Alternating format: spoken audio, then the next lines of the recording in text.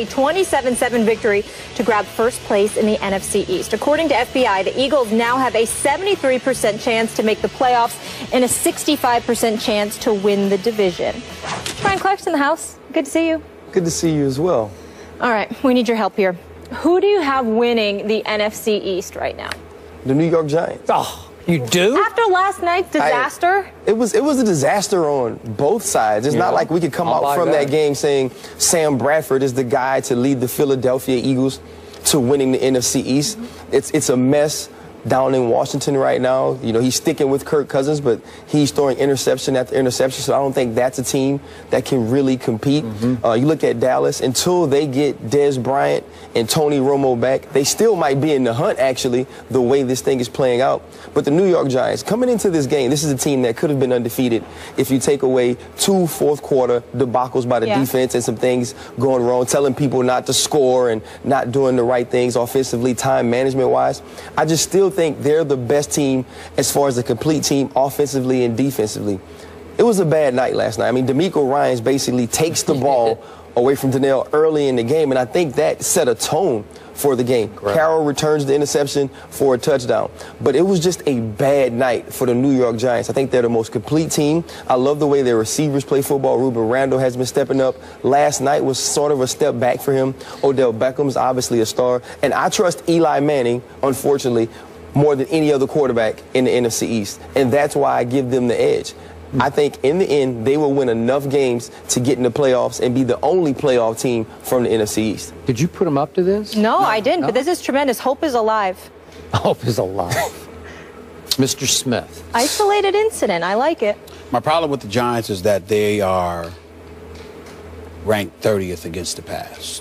I do agree with you. I don't trust anybody in the NFC East more than I trust Eli Manning. I will say that.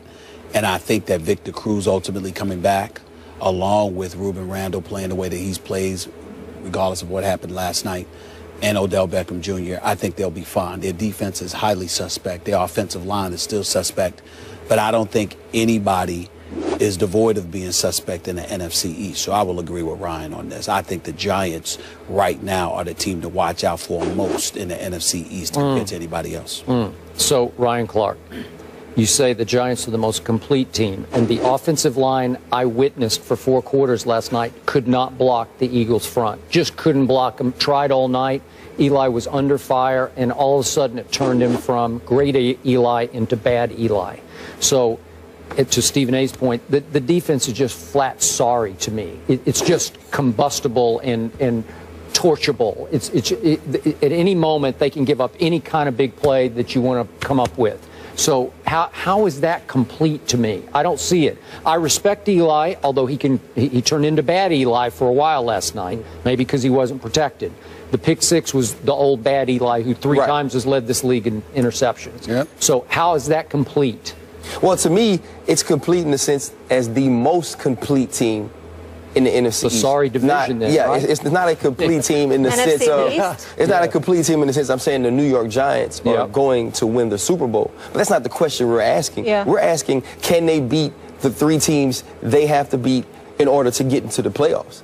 And I believe that this team, constructed the way it is, even with being 30th in the past, having Prince Amukamara back will be a big deal for them whenever he's able to come back and play. If they can just make some more plays, they've been stopping the run well all year. They've been a team that's been hard to run against. Last night was a bit of a difference in that, say, DeMarco Murray kind of got rolling. He ran wild, but he got rolling. DeMarco Murray kind of got rolling, but he's still the guy that led the league in rushing last year. So he's a good player. He's going to make some plays. But if you look at this team and the things they have been able to do in the previous weeks, they've created turnovers. They put pressure on the quarterback at times, other than the first 2 weeks late in the game. I just feel like if you look at the Eagles, the Washington Redskins, and the Dallas Cowboys, the last 2 teams, the Washington Redskins and Dallas Cowboys, are depleted by injury. They don't have anyone to throw to. They don't have any playmakers. So it's really a race between these 2 teams. And with the way Sam Bradford is playing, I can't put my trust in that. whether they give up points or not. You also have to realize, as the years have gone on in Chip Kelly's system, with the way he practiced, with the way he coaches games, these teams fall off towards the end of the year. I agree. It's hard for a Chip Kelly team to play 80 to 90 plays of defense and be successful in the November games, the December games, which essentially put you in the playoffs. But what do you feel about folks who are saying, or it's not that you feel about what them personally, but based on what they're saying, what do you make of them saying Chip Kelly is making adjustments? Chip Kelly has modified. I think he has his approach a little bit. I think he has. Then could that mean that we'll see something different from this team in November? I don't think he's modified it as far as the speed of the game in which he plays. He's modified it in understanding that sometimes you're going to have to get under center to hand DeMarco Murray the ball. There are times you're going to have to use Darren Sproles in ways you haven't used him that he's most effective. So I think his play calling has been modified. His approach to football has not. Him wanting to get as many plays as he possibly can. Him wanting to practice at a high speed every week. Wednesday, Thursday, Friday, not giving those guys rest, not allowing these guys' bodies to recuperate and then go out and play 90 plays. Play a fast-paced game of football. When it gets cold and when it's tough and when old ACL injuries act up because of the weather and you can't drop back and throw it 40 times a game, you're going to have to be a physical team that can get downhill. And the problem for this team has been being able to make those adjustments late this season to a physical team that could play in those type of games. So somebody at this desk has to defend the Dallas Cowboys. And guess who that's going to be? Oh, Stephen A. No one has to. No, he is a closet Cowboy fan. I've said that from day one. I did see the jersey. That's okay. Yes. He looks looked good good in it. It does. He does. In a hat, too. Bad day. He's going to be wearing that for 2 weeks leading up to this year's upcoming Super Bowl. I don't know about that. 2 weeks. I said a week. No, you said you'd wear. There's a week off, right? Super Bowl week. Oh, Super Bowl week. Oh, we have amended the bet. Oh, I thought it was a whole month. The vow or whatever it is. I don't think you have anything to worry about. Neither do I. Okay.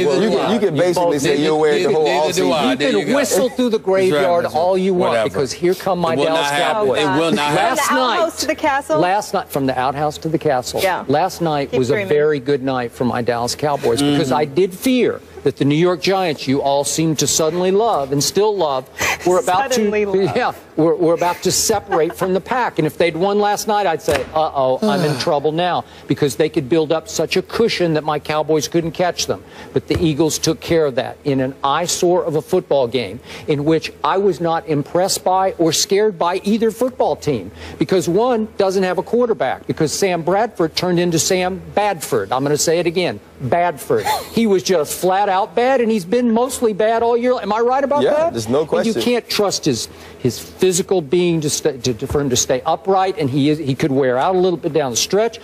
Mark Sanchez, I'll go on record. Mark Sanchez right now would scare me a little bit more than Sam Badford would, because he kept trying to throw the Giants back into the football game. I think it's safe to say that Sam Badford has jeopardized his money. Remember, he has a contract agreement. He wanted to bet on himself, all right, that's so he can fine. get more money. I think it's a bad bet. And to Molly's point, we are going to now stay off the Whedon in Dallas. We're going to stay off the Brandon Whedon, and we're going to go from the outhouse to the castle. Yeah, we're in the castle now. As in C-A-S-S-E-L, Matt Castle.